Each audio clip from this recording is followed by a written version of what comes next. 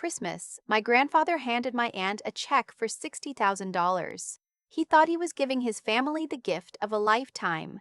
He had no idea he was handing them the rope they'd used to cut him loose. Grandpa Ted had lived in the same house in Boise for 43 years. The kind of house that smells like wood polish and old books, where the kitchen faucet drips a little no matter how many times someone fixes it. And the back porch tilts slightly to the left, but nobody ever bothers to fix that either. His name was on the deed. His name was on everything. He'd worked 30 years at a paper mill outside of town, retired early with a pension that wasn't much but was enough, and he'd never once asked anyone for anything. I was 28 that December. I drove up from Portland 2 days before Christmas, same as I always did, 4 hours on the I-84 with a trunk full of wrapped gifts and a thermos of gas station coffee that I told myself tasted fine. When I pulled into the driveway, the porch light was on and his truck was there, same as always. But something felt off before I even made it to the door. There were 2 extra cars in the driveway I didn't recognize. Inside, my aunt and her husband were already there. They'd apparently arrived the day before, which was unusual. They lived 40 minutes away. They'd never once come early. My aunt, my dad's younger sister, had always been the kind of person who made everything about logistics. She wasn't warm, exactly. She was efficient. She organized things. She had opinions about how the gravy should be made, and she expressed them whether you asked or not. Her husband was quieter but no less calculated. He worked in real estate. He always talked about markets and appreciation and yield in ways that made my eyes drift toward the window. Grandpa Ted was in his armchair when I walked in, the one by the fireplace that he'd had since before I was born. He looked up and smiled, and the smile was real. He'd always had a smile that was completely real, the kind that reached his eyes and made you feel like you were the person he'd been waiting for. He was 74 that year. Still sharp. Still funny. Still himself. I hugged him and he smelled like his soap and his flannel, and I stayed there a second longer than I normally would have. The way you do when something you can't name is telling you to. My aunt was at the kitchen table with a folder open in front of her. Her husband was leaning against the counter with his arms crossed, nodding at something she was saying. They both looked up when I came in, and the nodding stopped. We had dinner. It was fine. The kind of fine that has a tension underneath it that everyone pretends isn't there. Afterward, when Grandpa Ted had gone to bed early the way he did most nights, my aunt and her husband stayed at the table with their wine glasses and a set of papers I hadn't seen before. I offered to help clean up and stayed in the kitchen longer than I needed to, listening. What I heard didn't make sense at first.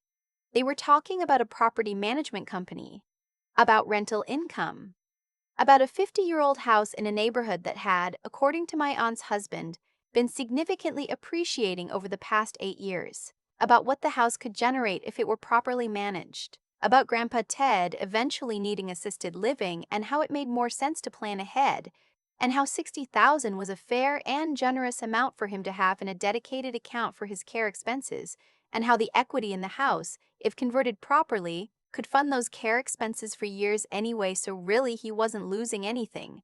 I stood at the sink with a dish in my hand and didn't move. They weren't planning to steal the house exactly. They were planning to buy it from him, below market, in exchange for taking care of the logistics of his care. They had a lawyer. They had papers. They had spent the previous day walking Grandpa Ted through what they described as a plan to protect him. And he had agreed. The check was already written. He'd written it himself. $60,000 made out to a shell company my aunt's husband had set up 3 months earlier. I found out later, much later, that the house was worth close to $300,000. I didn't say anything that night. I lay in the guest room staring at the ceiling, and I told myself I'd misunderstood. I told myself there was context I was missing. I told myself that my aunt, whatever her faults, would not do this to her own father. I gave her the benefit of a doubt she had not earned and did not deserve. Christmas morning came and Grandpa Ted made his pancakes, the ones with a little vanilla in the batter that I'd been eating since I was 4 years old. He set the table himself and he was happy. That was the thing that made it hardest. He was genuinely happy. He thought he was being taken care of. He thought his daughter had sat down with him and worked out a plan so that he'd never be a burden, so that everything would be handled, so that he could stay in his house as long as possible without worrying. He didn't know what he'd signed. I sat across from him at breakfast and watched him pour syrup and hum something under his breath, and I made a decision I should have made the night before. After breakfast, while my aunt and her husband were upstairs getting dressed, I sat down with him at the table and asked him to tell me what had happened. What exactly had been explained to him? What exactly he'd agreed to? He told me. It took about 20 minutes. He was precise, the way he always was. He'd been told that the house would technically be transferred into the company for tax purposes, just on paper, and that he would continue to live there indefinitely. He'd been told the $60,000 was a symbolic contribution he was making to offset some of the legal and management costs. He'd been told the arrangement protected him from estate complications later. None of it was true. He didn't know that. He trusted his daughter. I didn't tell him everything I knew right then. I asked if I could see the paperwork. He said of course and went to get it from the folder my aunt had left on the counter. I photographed every page with my phone. When my aunt came downstairs, I was still at the table. She glanced at the folder and then at me, and something moved across her face. Not guilt exactly, more like recalibration. She asked if everything was all right. I said yes. I smiled. I was not all right, and I was not going to show her that. I left that afternoon 2 days earlier than I planned. I told Grandpa Ted I had a work thing come up. He walked me to my car and held my hand for a second before I got in and said, "Drive safe, sweetheart," the way he always said it. I cried for the first hour of the drive. Then I stopped crying and started thinking. I had a college friend who'd gone to law school in Seattle. We weren't close anymore. Life had done what it does, but I remembered her specialty, elder law. I called her that night from my apartment in Portland and explained what I'd seen. She asked me to send the photographs. I did. Her response came back in under an hour. What had been done was not legal. The transaction had multiple problems. The valuation was fraudulent, the disclosure was inadequate, and the language in the documents suggested what's classified as undue influence, a situation where someone in a position of trust manipulates a vulnerable adult into a financial decision that primarily benefits the manipulator.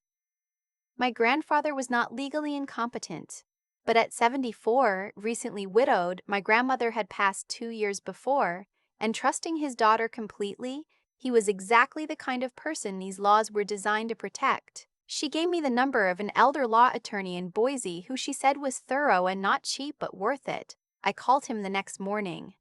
For the next 4 weeks, I drove to Boise every weekend. I sat with Grandpa Ted at his kitchen table and explained, slowly and carefully, what had actually happened. That first conversation was the hardest thing I've ever done. I watched the understanding move across his face like something breaking. He didn't cry right away. He just got very still and very quiet, and then he said, "She told me this was to protect me." "I know," I said. "That's what they told you." He looked at his hands for a long time. Then he looked at me and said, "What do we do?" That was when I knew he was going to be okay. The attorney filed the petition to void the transfer on the grounds of undue influence and fraudulent misrepresentation. He also filed a complaint with the Idaho Attorney General's office, which has a dedicated unit for financial exploitation of vulnerable adults. The $60,000 check had been deposited but not yet spent, which mattered legally. My aunt called me twice in that period. The first time, I didn't answer. The second time, I picked up and she talked for about 4 minutes about how I had misunderstood the situation and how this was a family matter and how I was causing damage that couldn't be undone. I let her finish. Then I said, "The attorney will be in touch," and I ended the call. Her husband called after that. He was less composed. He used the word malicious twice. He said I was destroying the family over a misunderstanding. I asked him to define misunderstanding. He hung up. The legal process took 6 months. It was not clean or fast or satisfying in the way that stories are supposed to be. There were depositions and counterfilings, and one very tense afternoon in a conference room in downtown Boise where my aunt sat across a table from me and wouldn't look at me directly. There was a moment, I still think about it, where she glanced up and I saw something on her face that might have been shame or might have been anger at being caught, and I honestly couldn't tell the difference, and maybe it doesn't matter. The judge ruled in Grandpa Ted's favor. The property transfer was voided. The $60,000 was ordered returned within 30 days. The Attorney General's office opened a formal investigation into my aunt's husband's business practices, a process that, I was told, could take considerably longer. My aunt and her husband paid the $60,000 back. They did not apologize. They did not call. They sent a cashier's check through their attorney, and that was the entirety of their acknowledgement. Grandpa Ted called me the evening after the check arrived. I was in my apartment making dinner and my phone buzzed, and when I answered, he didn't say much for a second. Then he said, "I got the money back."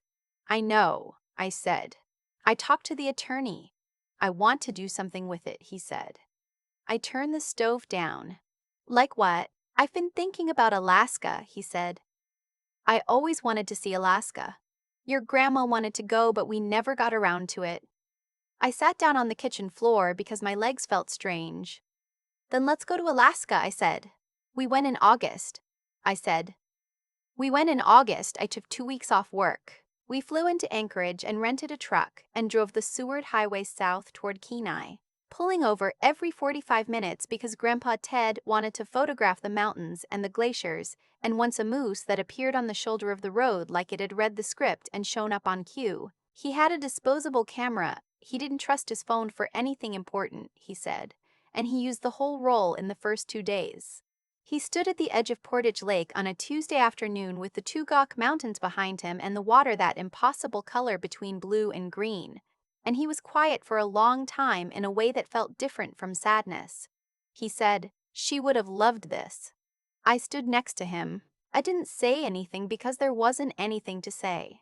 He put his arm around my shoulders the way he used to when I was small, when I'd stand next to him in the driveway while he checked the oil in the truck, and we just stood there for a while. He's still in his house in Boise. The faucet still drips. The porch still tilts. He grows tomatoes in the summer in a raised bed he built himself 3 years ago, and he brings them to his neighbors whether they ask for them or not, because that's who he is. My aunt and I don't speak. I don't know if we ever will. There are people who will tell you that forgiveness is for yourself, that holding on to it poisons only the person holding. Maybe that's true. What I know is that I'm not ready, and I'm not going to pretend I am to make anyone comfortable. What I know for certain is this: my grandfather trusted the people who should have been the safest to trust, and they used that trust as a tool. And I almost let it happen.